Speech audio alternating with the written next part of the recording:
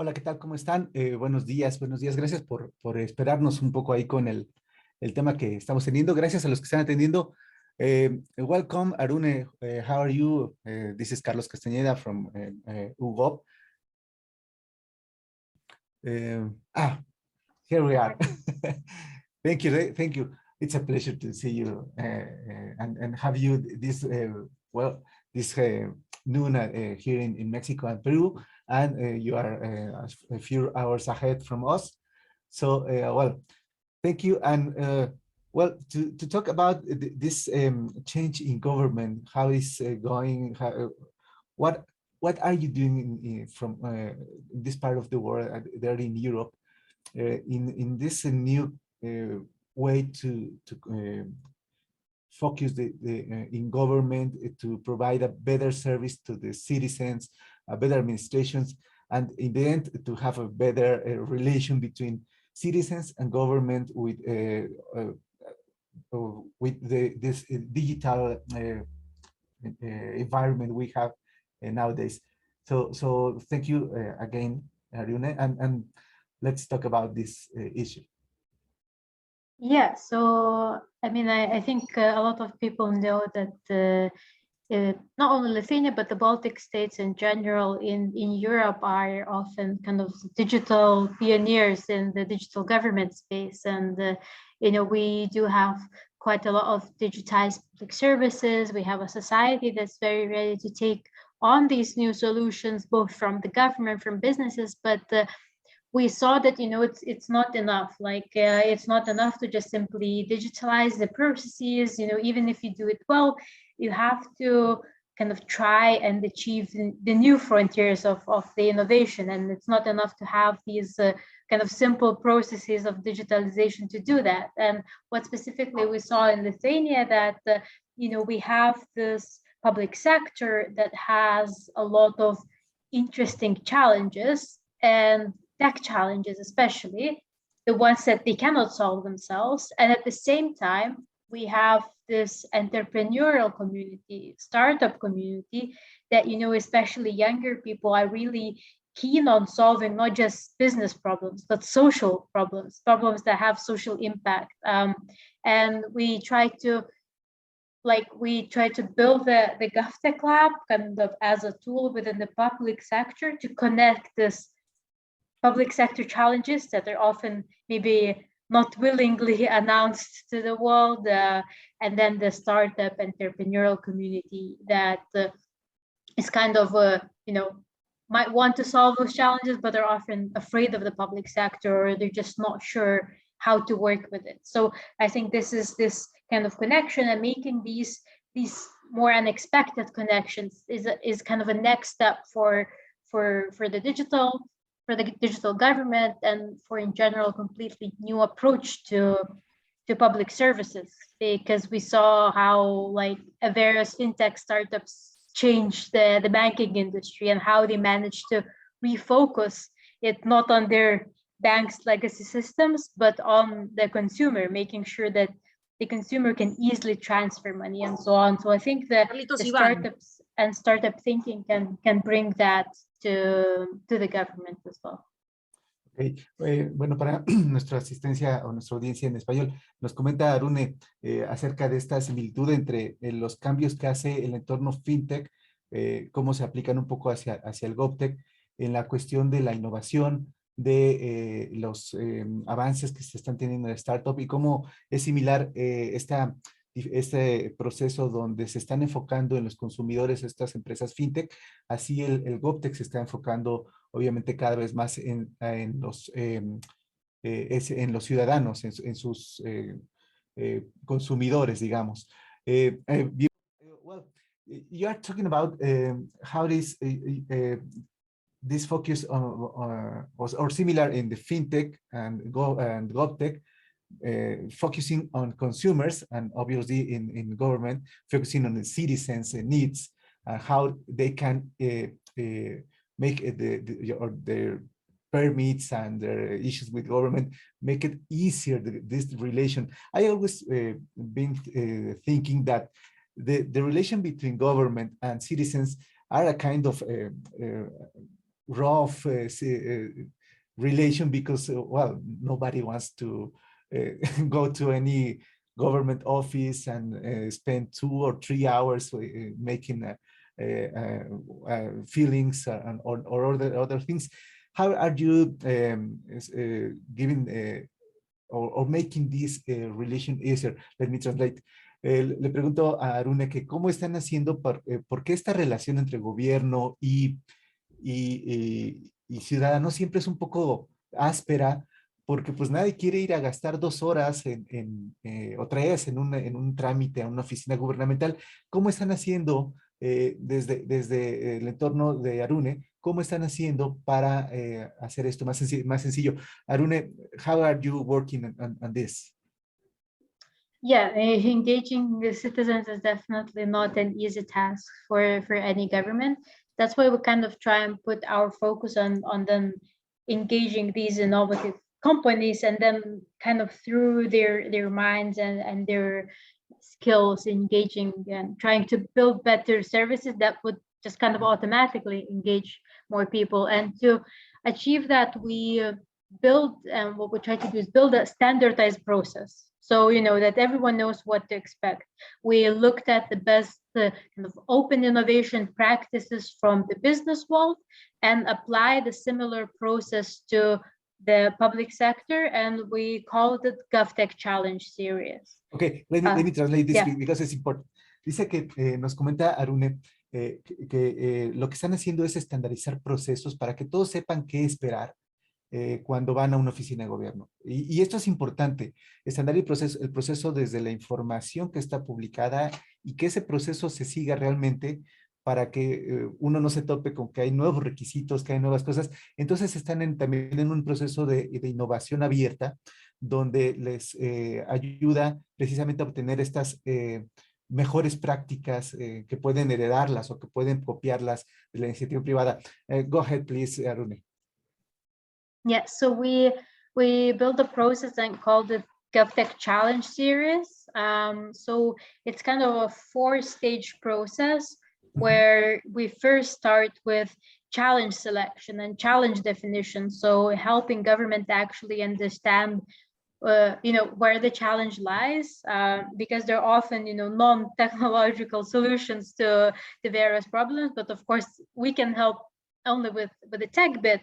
So we're trying to find the challenges and find the ones where actually, the legal and the other things are solved, and where actually the technology is the problem. So we're not spending our time, solving problems that are not solvable with technology.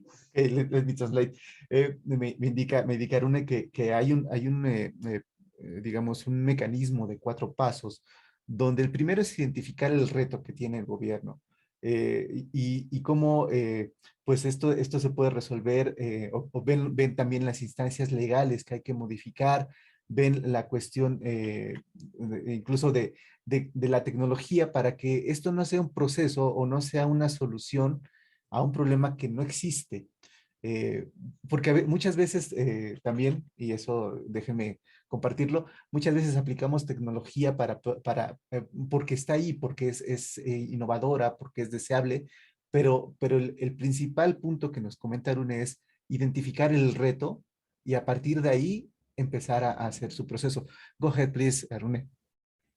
Yeah, so then we move on to when we select the challenges that work for the process, we go on and selecting the best method to solve it. So, if it's something that simply requires like a hackathon, or is it more complex where we need to use innovative procurement methods, and we actually have spent a lot of time trying to think about, how exactly, European Union procurement rules are quite strict. So how we use the ones that are actually allow for innovation. So then the second stage is kind of selecting for the specific challenge, selecting the best method to solve it. Do we just simply need to consult with the market? Do we need to actually procure experimentation? Or maybe we can already procure a solution. So based on that, we then select the best way to proceed. Ok, nos comentaron que ya una vez definido el reto que tiene el gobierno para la innovación, acuden a distintas formas o distintos procesos que pueden ser, cuando son simples, digamos, un hackathon para obtener algunas soluciones posibles. Cuando es más difícil el reto, tienen que ir ya a procesos de contratación pública, siguiendo obviamente las normativas y estándares de la Unión Europea, donde ellos pertenecen, por supuesto. Y entonces pues ya distintas formas de atacar este reto, pero siempre con el objetivo de solucionar un problema real que existe, una problemática que se está expresando. Arune, eh, well, uh, sometimes we are a little bit complex here in Latin America, and we said, well, uh, we understand, but those are countries with a very small population, and maybe it's easier to have these innovation processes in those environments where it's less complex. But I know for sure that it's not well, it's a kind of you can import or this kind of open innovation for our environments in Latin America. How do you, or first, do you have any experience working or selling to some other countries, making a roadmap for them or something like that? How you can export your experience? It's the main question. Yeah, I think I would start with that. Even if, yes, Lithuania is a small country. We have like 3 million people living here. And, but even if we wanted to cover all of Lithuania, we would not be able to do that. And I think that's important to get about these like labs and innovation concepts. Our role is to find these small scale experiments that we can help run. And, you know, like it doesn't matter how big or small the country is, like you still would not be able to kind of fully cover it all. So I think the role is to actually finding this, like either a specific process or a specific community that has a challenge. And because that's partly for us, like what we're seeing as well is that, you know, like the labs, experimentation labs, will not immediately achieve full scale innovation, but we can make a first step and encourage others. Okay, okay. Bueno, le preguntaba a Arūnė, y bueno, ya se está integrando Carlos con nosotros. Voy a pedirle que, well, Carlos Vargas is joining with us, Arūnė. So, well, let me. Hello, Arūnė. Hello, Carlos. I just need permission to open the camera. I don't know how, no sé cómo lo hice, perdón, con Arūnė, porque también me decía, estoy tratando de hacerlo, entonces, let me say. A little bit chaotic this start, yeah. But at least it's good to see you, Arūnė. At least you're already with video and audio. It took a bit, but yes, now I am. Voy a ask you to mute. Oh, sorry. Sorry, it's, well, la tecnología siempre nos juega un poco de malos jugadas o nos hace malos tratos en estas cuestiones. Cuando estamos hablando de tecnología, precisamente, nos juega este tipo de cuestiones. I'm telling that the technology is always like a betrayal because we are talking about innovation and everything, and well, we are having difficulty with the platform.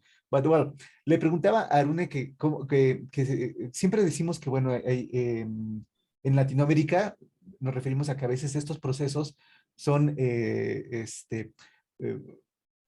o estas innovaciones en países pequeños como lo es Letonia, les decimos, bueno, pero es que eso lo pueden hacer allá y es más complejo Latinoamérica, pero si tienen alguna oportunidad o han tenido oportunidades de trabajar con otros países, de enseñarles cómo han hecho su mapa de ruta, etcétera. Entonces, déjame, Carlos, estás ahí, ¿verdad? Sí, sí, aquí estoy. Sí, sí, sí. Ok, te voy a poner, voy a tratar de hacer todo para que continúes con... Ah, ahí estás con el video. Perfecto, ahora sí ya. Perfecto. Bueno, I'm sorry for the way I look, but I have COVID, so Oh, I'm sorry. between like inflamed, Yeah. sweating, everything is happening in my body right now, so. Sorry. Lo lamentable es que nos dice Carlos que, bueno, tiene COVID, pero nos está acompañando. Muchísimas gracias por el esfuerzo, porque los que hemos pasado por eso sabemos que no es sencillo.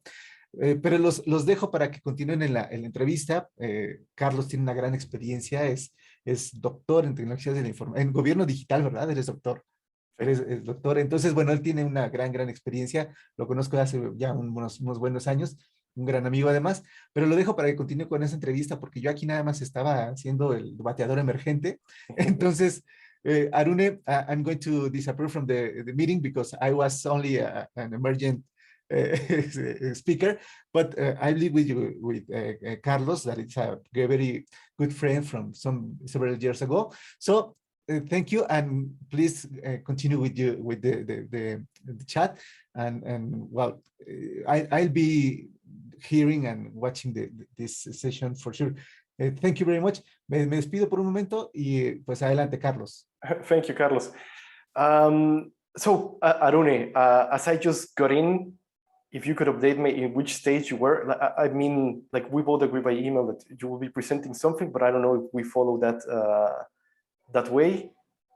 Yeah, I didn't present the presentation, but we talked about in general how where the idea for the GovTech and kind of was born at, and also like in general how GovTech is the next step in the way in the digital government space. And I talked a bit more about the specifically like GovTech Challenge series, our open kind of innovation concept and process that we have. And we actually finished up with talking about how we can compare experiences between like small countries like Lithuania with like just 3 million people, and then much bigger countries, and if that experience is transportable. And I would argue that very much yes, because we ourselves cover a very small part of Lithuania's public sector, and that's the role of innovation labs. They're not supposed to immediately change the whole public sector. They're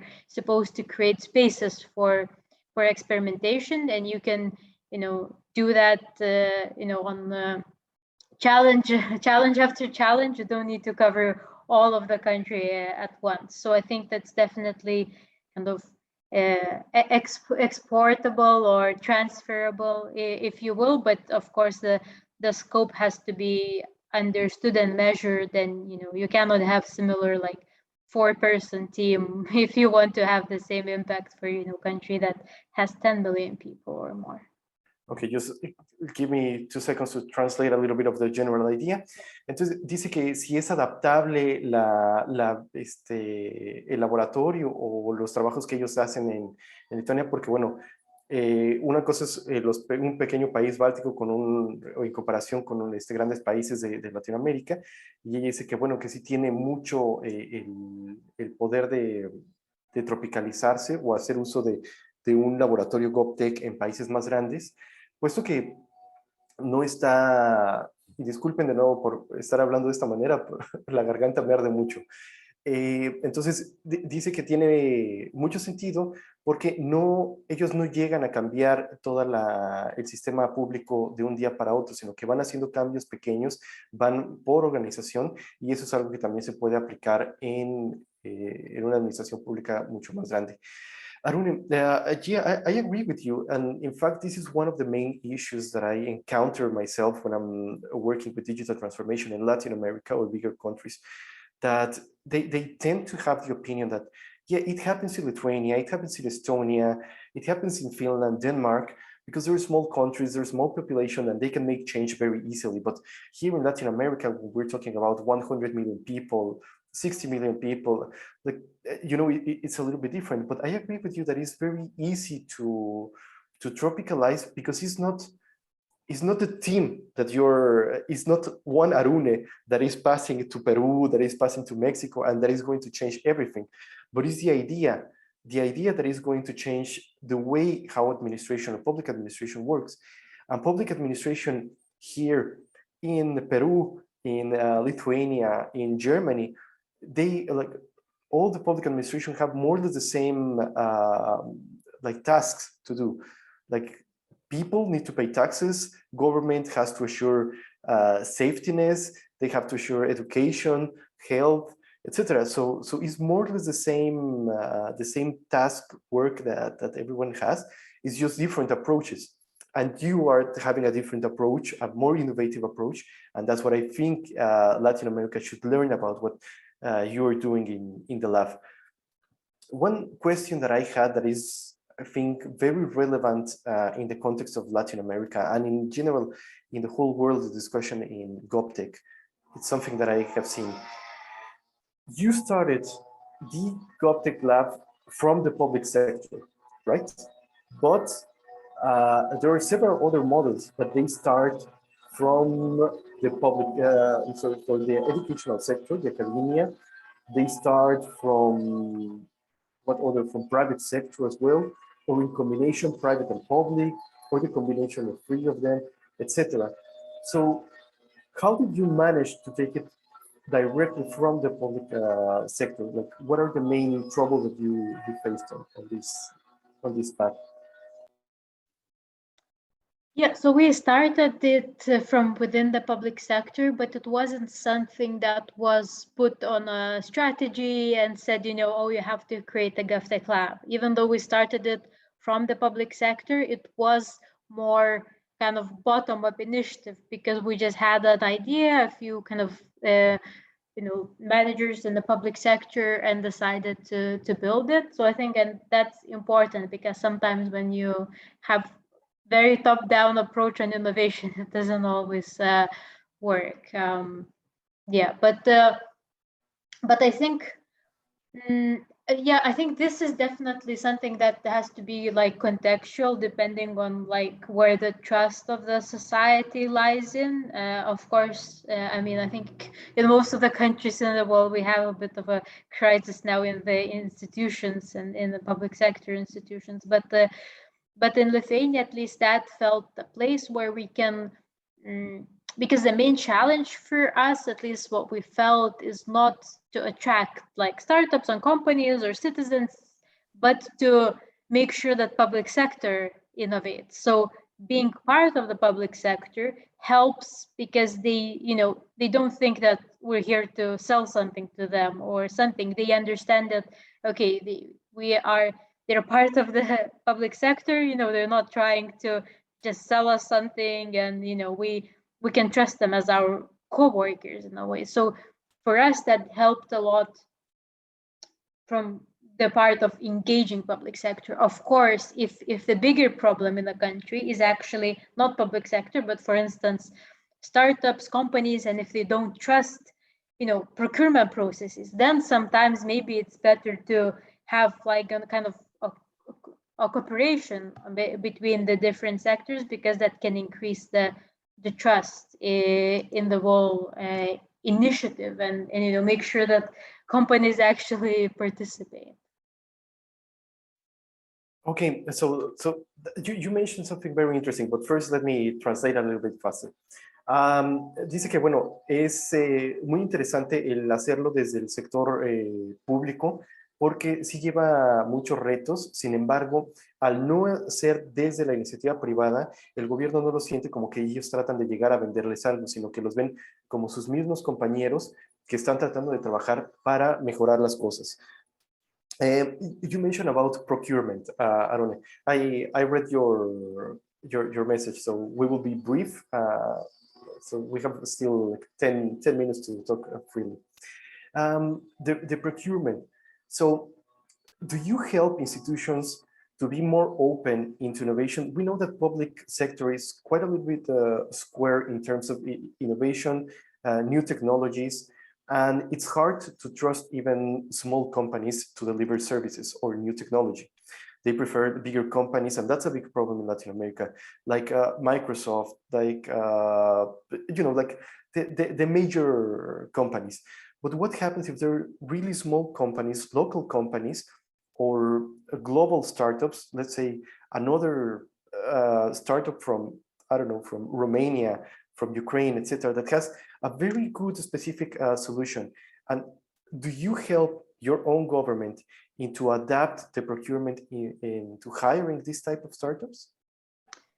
Yeah, we definitely do. We were not planning on doing that so much when we set up the GovTechLab, because procurement was never a word that any of us would find very exciting or innovative, but that's the reality. That's the way that public sector can actually use these solutions. So here I kind of emphasize two things. One thing that we try to do is encourage, and sometimes, even try to like find funding to make sure that public sector doesn't immediately buy like a whole system, like huge system from the very beginning, but that rather spend a bit of money for different like prototypes and different ideas, actually trying to get different ways of doing that. Because of course, if you're buying a huge system, like you might be inclined to trust Microsoft more. But if you're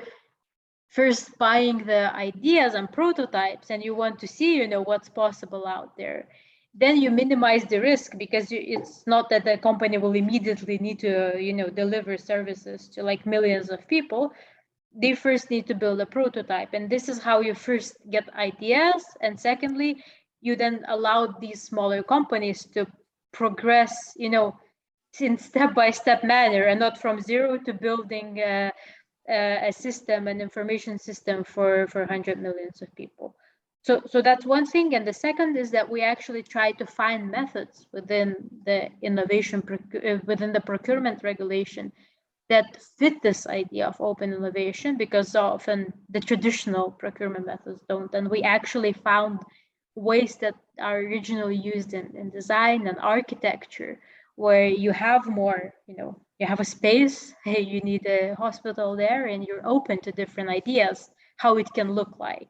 And we use similar approach and similar methods in buying digital tools, where, you say, okay, we have a problem that we need to more innovatively measure a damage made by some animals for the crops of farmers. And then companies offer different solutions, and we ended up with having a AI solution that's based on satellite images, kind of calculating how much actually a specific animal, how much damage it has done. And there would have been many other ways. You can hire 100 people to go and measure that, but the startup suggested that. So this is the two ways, I think: breaking it down into further experimenting with different prototypes and only then going into full system. And second, actually choosing the methods that allow for that, because if you use traditional methods, you will not get untraditional outcomes. Ok, entonces, bueno, que las contrataciones es algo que no tenían pensado desde el principio, porque bueno, es algo que no querían, que es como un tema aburrido, ¿no? Pero bueno, el sector público siempre lleva las contrataciones. Entonces, también ayuda en la capacitación del sector público a adaptar para contratar a pequeñas empresas, a pequeñas y medianas empresas con soluciones bastante específicas. Y una de las recomendaciones más puntuales que se tiene es nada más hacer proyectos pilotos pequeños en los cuales se puede experimentar y se puede ver qué se está diciendo, qué se está haciendo bien y qué se está haciendo mal, y de ahí proseguir. Esto le da apertura al gobierno a no gastar mucho dinero y ver toda la gama de oportunidades que tienes, y esto también a las empresas les da la capacidad de no desplegar un servicio grande como para toda la población de un país, sino que pueden empezar con pequeños segmentos y ir perfeccionando su producto. Entonces, esto es bastante importante y bueno, esto se lo recomienda mucho. Arūnė, so we have even less time now. So I'm currently I'm finishing a work for UNESCO that is more about the things that we're discussing right now, about digital transformation in public sector, GovTech, etc. And something quite interesting that me and another team of researchers came up to is the relevance of digital leader. So, well, we have talked before. I think we first talked when the lab was starting in 2018, 2019. And I remember there was a political leader behind the project of the lab. Eventually, I know that this political leader stepped out of the project. However, he continues supporting it from his own side, but continues supporting. Do you think, or how much do you recommend like the perspective of a digital leader that will adopt a project like the GovTechLab and bring it on, or is it not so relevant as one might think?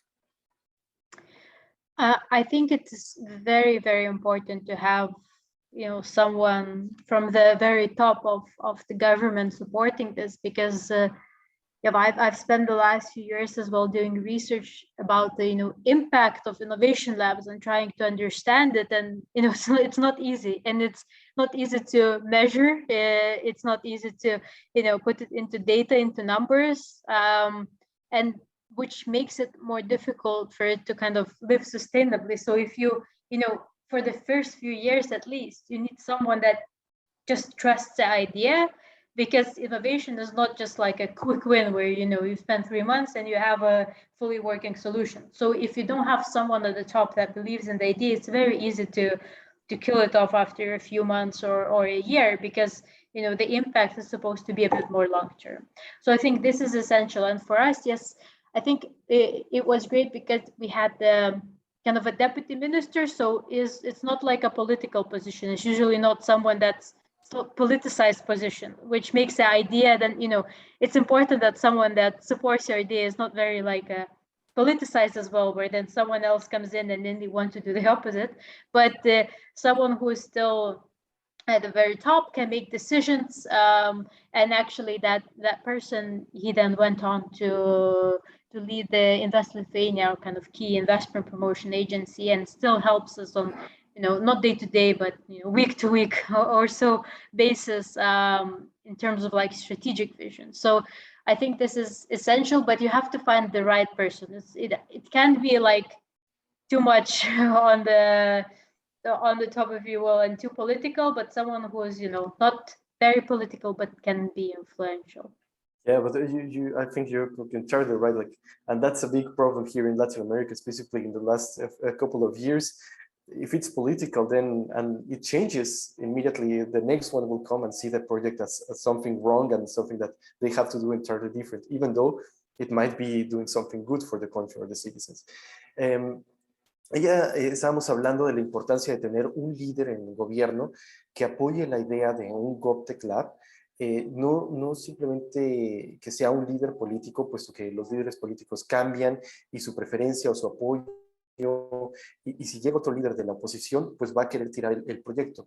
Entonces, un líder en la toma de decisiones de alto nivel que confíe plenamente en el proyecto y que sepa que los resultados no llegan en 2 o 3 meses, sino que es un trabajo continuo y que debe de seguirlo apoyando. Entonces, para que un GovTechLab funcione, pues bueno, debe de haber perseverancia y debe de haber un apoyo continuo que impulse los logros y que vaya paulatinamente creciendo al laboratorio. Arūnė, so in order for not to take more of your time to just be like very exact on when we finish, would there be something else that you would like to add that you think is interesting or relevant from your work or from your lab? Perhaps maybe the part of internationalization, or something that is very interesting, the mistakes, to learn from the mistakes from other countries or your own mistakes. That is something that doesn't happen quite normally here in Latin America. So perhaps if you would like to talk about a little bit of this, and then we can finish. Yeah, I think it's very important, even though, and I truly believe that these ideas are very exportable. We formed together with like almost 20 now other countries. I think the thing called CIFTEC Alliance, where it's primarily like teams are like ours in different countries. We have people from Brazil, people from Australia, people from US and everywhere. And we, you know, we see that the similar ideas, they can have like a bit slightly different processes, but the similar ideas can flourish in any country. But having that as a disclaimer, like it's essential to kind of not to try and just copy paste something within your context. So, for instance, for us, one of the main kind of inspiration team is from Scotland. And we try to, at first, we try to more just copy paste their process. But what we understood is that, for instance, our public sector is not mature enough that organizations give their own money into kind of innovative procurement and stuff like that. So, we needed to adapt, find ways that work outside innovation, and similarly, maybe work in creating like funds where public sector can get more central money for that, because we knew that it doesn't work that way. So I think it's essential to, maybe try it out. And there are definitely parts where in one part, the public sector will be not mature enough. Sometimes the market will not be mature enough. And, it's important not to copy paste this process, but kind of take the idea out of it and then adapt it into the local context, into seeing, in terms of how much engagement you can expect from the market, how mature the public sector is. Public sector organization willing to, give its own budget to experimentation? Do you need to find some creative ways of, pooling private, public money into doing that? So I think it's important. It's essential to learn from others, and then but not to, or you can try to copy paste it and learn it quite quickly. We learned it quite quickly. So I think that's the main thing, because what we saw is that, our public sector innovation level was not as mature as, for instance, Scotland's and UK's, and we needed to kind of maybe downgrade a bit the process so it's a bit easier for our public sector. And now every iteration we're trying to make it, more advanced and more advanced. So it's not a huge step at the beginning, but it's step by step by step. So not aim too high, but aim realistic, right? Yes, we had actually for our very first pitch to the vice minister that we talked about, we had the slide which said, aim for the sky, settle for the treetop. So this is what we're doing, I think, for the past few years. Sorry, we have a comment and an answer from the audience. Please, we have just a few minutes with you, Arun. So if you want to comment about, it says, but the problem is when the country is a federation, because the states can do almost whatever they want. Well, that in our Latin American environment, that is maybe difficult to conceal the wishes of the states from one federation and everything else. But thank you. Sorry for the interruption.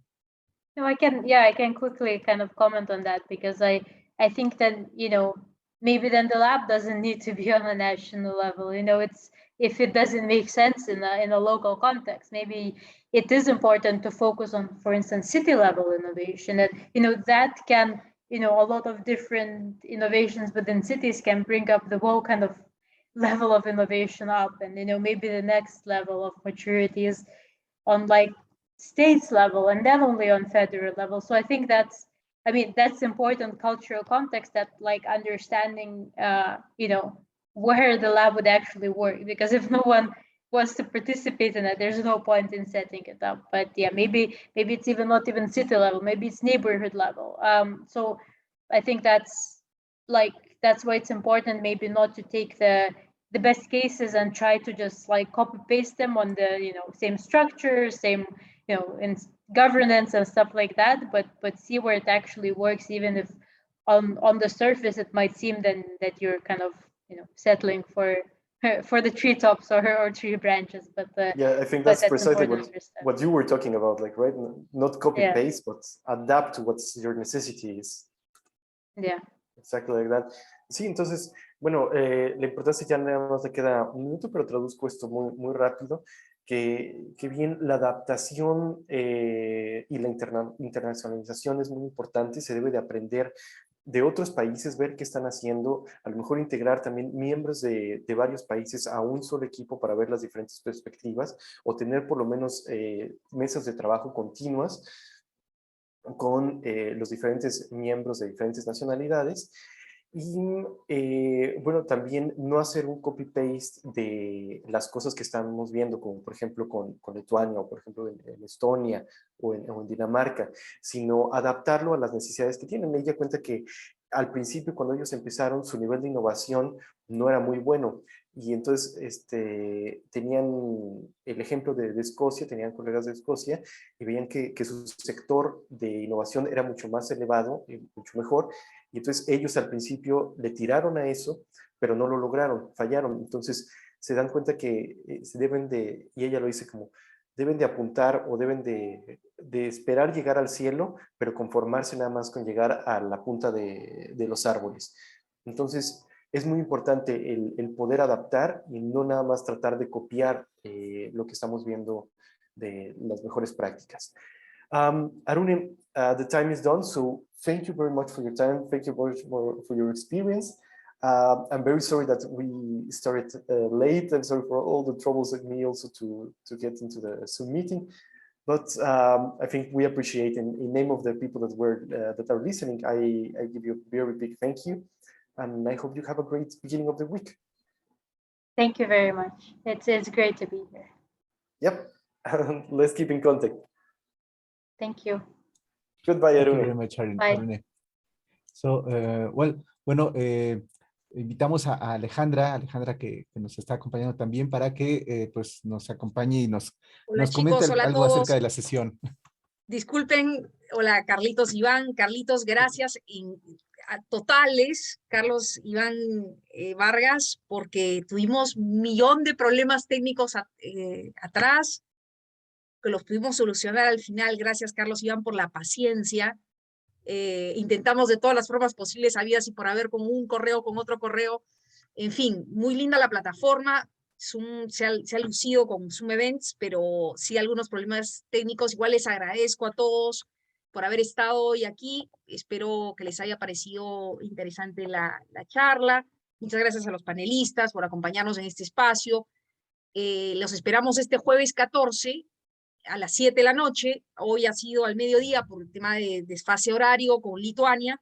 El jueves los esperamos a las 6 de la tarde, perdón, a las 18 horas, con la charla entre Felipe Lega y Álvaro Castro Lora de Sumara Hub Legal para conversar sobre sandbox regulatorio. Así que los esperamos a todos este jueves 14. Te agradezco, Carlos, nuevamente. Carlos, Iván, que tengas un merecido descanso y que pase el bicho, el COVID. Muchas gracias, María. Un abrazo a todos. Nos vemos el día jueves, 6 de la tarde. No se lo pierdan. Un abrazo. Hasta luego. Carlitos Castañeda, ¿estás por ahí? Y aquí estamos. Pues gracias a todos los que nos gracias a todos. acompañaron. Nos vemos nos vemos el jueves, como nos comentaba Alejandra. A las 6 de la tarde. Cualquier pregunta, cualquier cosa, bueno, pues la pueden enviar y pues por favor sigan a GovLink en sus redes sociales. Y a Hugo también en sus redes, a mi partner Hugo. Y chicos, eso sí, a la gente que a sus amigos pásenles la voz cuando se registran en Eventbrite, o ya sea en Eventbrite o sea Zoom Event, tiene que ser con el mismo correo el ingreso. He tenido varios mensajes de mucha gente que no ha podido ingresar porque usan otras cuentas en Zoom, entonces Zoom los bloquea, no los deja ingresar o les pide un código, ¿ya? Entonces eso es bien importante. Listo, los esperamos el jueves. Gracias a todos por haber estado hoy aquí. Hasta luego. Un abrazo.